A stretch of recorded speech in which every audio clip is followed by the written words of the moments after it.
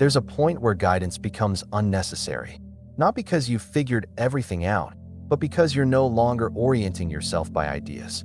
This episode is about that point, not as a destination, not as a goal, but as a quiet shift in how life is met. Earlier in this process, having a map mattered. Understanding helped. Language helped. Knowing what was happening kept things from feeling overwhelming. The map gave reassurance. It helped you stay, but a map is only useful when you're trying to get somewhere. And eventually, that impulse softens, not through decision, but through irrelevance. Living without a map doesn't mean living without direction. It means direction no longer comes from mental reference. It comes from responsiveness, from what's happening now. Earlier, experience was filtered through understanding. You noticed something and asked what it meant. You felt something and looked for context. That was natural. It helped awareness stabilize. But over time, that translation layer becomes unnecessary. Experience begins to stand on its own. You feel what you feel. You respond as needed. And life continues. No commentary required.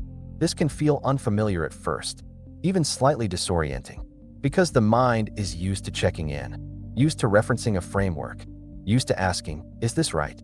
Is this part of the process? Where does this fit? Living without a map means those questions don't arise as often. And when they do, they don't demand answers. They pass like weather. This stage often arrives quietly. There's no moment of recognition, no announcement, just a sense that you're not orienting anymore. You're responding. You may notice that you no longer frame experiences as progress or regression. Things happen. Some days feel open. Some days feel heavy. Neither requires interpretation. Earlier, difficulty often triggered analysis. You wanted to understand why something felt off. Now, difficulty is simply met, not minimized, not dramatized, just met. Living without a map also means letting go of comparison, not just with others, but with yourself. You're no longer comparing today to a past state. You're not measuring awareness. You're not tracking clarity. Life isn't being evaluated. It's being lived. This doesn't mean you stop learning. Learning just changes shape. It becomes situational, responsive, embedded in action rather than reflection. You may notice that you don't seek content like this in the same way anymore. Not because it's wrong, but because it's no longer orienting you. That's not a loss. It's a sign of trust. Living without a map also changes how uncertainty is experienced. Earlier, uncertainty felt threatening, something to resolve. Now, uncertainty is just part of movement. It doesn't block action. It doesn't create paralysis. It simply exists. Decisions still happen. Choices are still made. But they're not weighed against an ideal state. They're made in context, with what's available. This is where life becomes simpler, but not smaller. There's less internal negotiation, less second-guessing, less narrative around what should be happening. You might notice that language itself changes. You speak more plainly, less explanation, less emphasis. Words are used when needed and dropped when they're not. This can feel strange if you were used to articulating everything. But silence doesn't feel empty here. It feels sufficient. Living without a map doesn't make life predictable. It makes it workable. You're no longer trying to stay aligned. You're responding to what's here. One of the most subtle shifts is how trust shows up. Not trust in outcomes, trust in responsiveness. Trust that you'll meet what arises without pre-planning. That trust isn't optimism. It's familiarity. You've seen yourself respond. You've seen things settle. You no longer need reassurance. This stage often coincides with a drop in urgency, not because nothing matters, but because nothing needs to be forced. Earlier, there was a sense of process, of movement through stages. Now, there's just life unfolding. No phases, no markers. This doesn't mean the process was imaginary. It means it's complete, not ended, integrated. Living without a map also changes how mistakes are experienced. There's less replay, less self-critique. Correction happens naturally. You adjust and move on.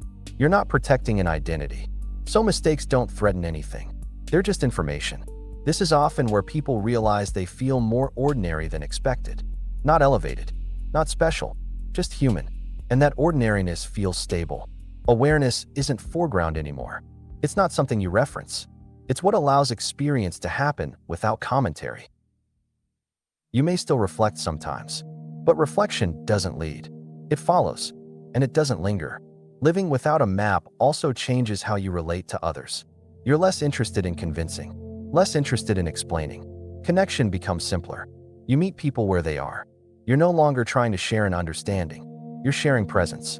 And presence doesn't need agreement. This stage doesn't look impressive. It doesn't translate well into stories. But it's deeply functional. Life becomes less about meaning and more about participation. You're here. You're involved. And that's enough. You may notice that the desire for certainty has softened. You don't need to know where this leads. You're already in it. Living without a map doesn't remove challenges. But challenges don't feel personal. They're situations to respond to, not reflections of failure. This is where awareness stops being a topic and becomes background. Not absent, integrated. Nothing needs to be added here. Nothing needs to be concluded. This episode isn't pointing forward. It's pointing to what's already happening. If this feels like less, that's because it is. Less effort, less explanation, less self-reference. And less is exactly what allows life to be lived directly. You don't need to remember this. You don't need to hold on to it. If it resonates, it will show up when needed. If it doesn't, nothing is missing. Living without a map isn't a philosophy. It's a natural outcome of no longer needing one. And that doesn't mean you've arrived anywhere. It just means you're no longer orienting yourself by the idea of arrival. If this felt familiar, you don't need to do anything with it. But if you'd like to stay connected, you're welcome to. Liking the video helps it reach others who may be noticing that they no longer need direction in the way they once did. And if you choose to subscribe, it's not about following a path, it just keeps the door open. And if someone you know feels like they're between chapters, no longer seeking but not quite naming it, you're welcome to share this with them. Only if it feels natural. Sometimes the most honest way forward is simply living without a map.